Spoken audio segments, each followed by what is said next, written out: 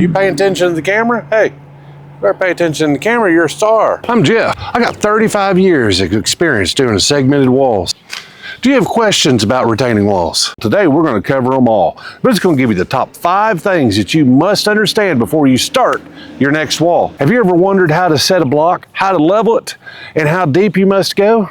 Do you understand what a dead man is? Do you understand what geogrid is? Let's get into it. All right, so what we're going to cover today is a retaining wall. So what I was telling you earlier, and the things I wanted to get into, we got to start here with the foundation. So that's going to be our number 1 topic where we got to start before we go anywhere. So what you want to do on this is whenever you excavate that out, you want to have the block to where it's an actual inch below per foot. So this block, let's say that this is we need to be 1 inch per foot. So if you're going to be a 6 foot tall, we need to be 6 inches deep. So I always, pretty much as a normal deal, if it's just a small garden wall, at 4 foot, you want to be, 4 to 6 inches. So I typically, unless it's just a small wall, I will bury the first block automatically. I know it's a little wasteful, but it'll keep that thing much more stable and you don't have to worry about a couple things. So what we're going to do, so let's say that we're going to go a 4 foot wall because we don't have to do geogrid, which we will get into that later in this video.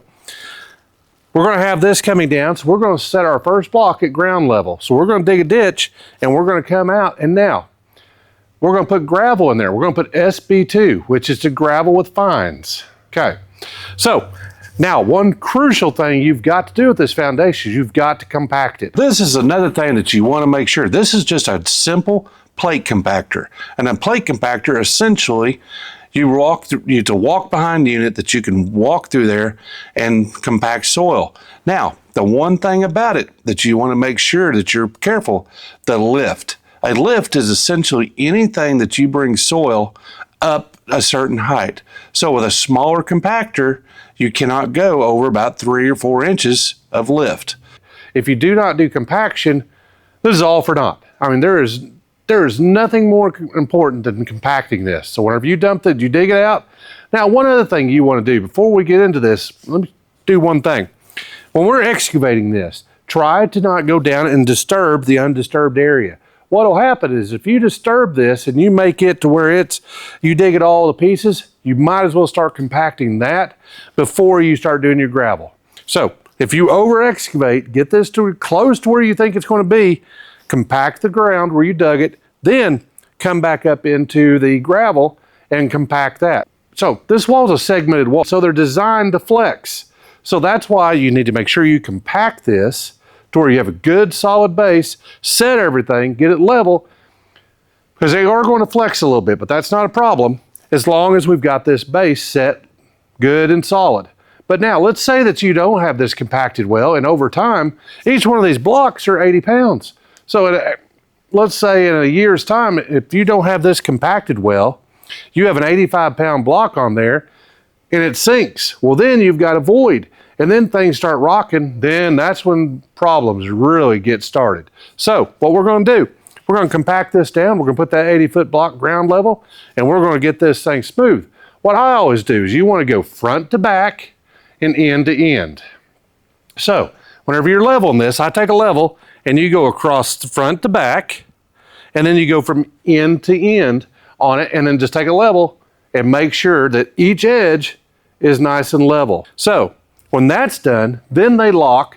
Now some of them pin, some have lips. Now it just kind of depends on which block you're using. They all have their pros and cons. I typically will use Keystone or I use Versalock. Both those blocks are good blocks. That's what I can get locally, and they both have pins. The other crucial thing that you want to do, so now we've got our base, we've got our first block. Now we want to work on our French drain. The French drain is as important as the packing of the gravel, if not more, because we do not want static pressure. Static pressure is what will compromise your wall more than anything. Water is the main problem you're going to run into. So what we want to do, when we get our drain set up in here, we want to set that at grade. You get this, you set your first block, then immediately we start worrying about what we're going to do with our drain. So what I always do on this, I over excavate back in to where it's down through here on the bottom, so you've got enough room for your pipe. So I come in and I put my French drain, I cut through the wall, I cut a little extra, so my pipe has a spot to sit, and that's where I start. We've got everything done to where we're going to basically be set up to go ahead and do our geogrid. So now, a wall that is under 4 foot does not require geogrid. But after you go 4 foot, you need to go geogrid. Now, you're going to see on this where the first course is at ground level. That is also the old school of doing things is called dead men. Now, what they use is a geogrid that will actually work as a dead man.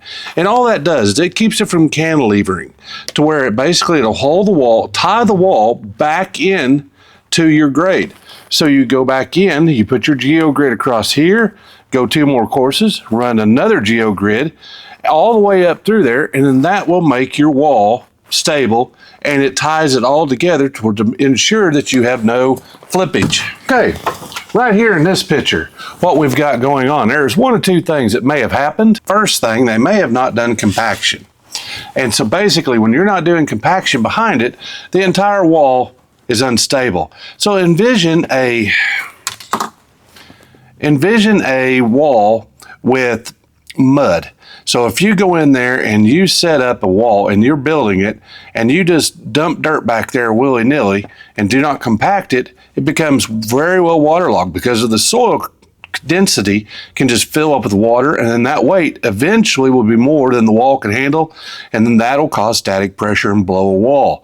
Same thing, if you don't have a French drain, when you put your drain in, if you do not have it set up properly to where it drains and have leach holes for it to go out, you'll have the same thing. The water pressure will build up enough where it finally topples a wall. But loose soil, if you don't go back in and compact it properly, it'll do the exact same thing. It's loose soil, water can get in there and it'll start to absorb, and then boom, you've got a wall collapse. Okay, so here's what I wanted to show you right here. Look at this. Let me see if I can get you in there close enough to see it. All right, so this is a drain that we've got. This is a drain. So they've cut the block coming around, drain pipe, and then, but look, here's the geogrid right here. So they laid that. So that's how they've done it. It's a nice wall.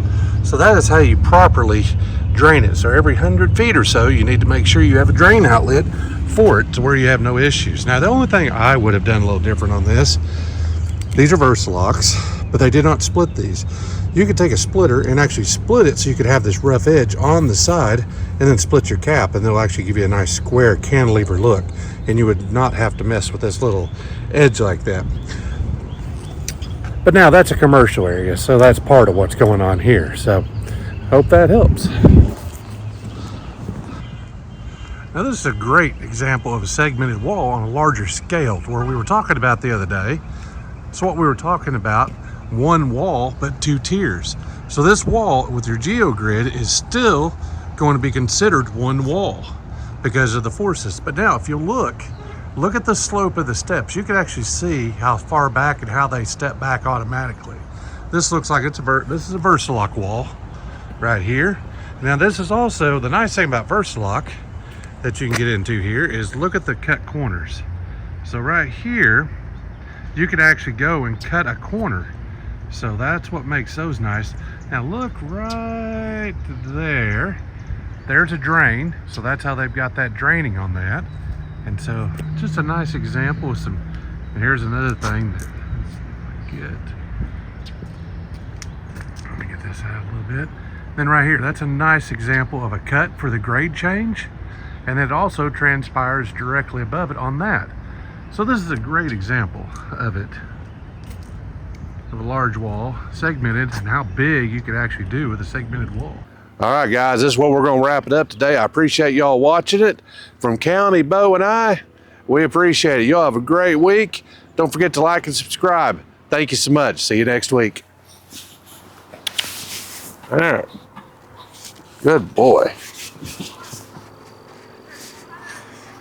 Let's go for a walk, boys.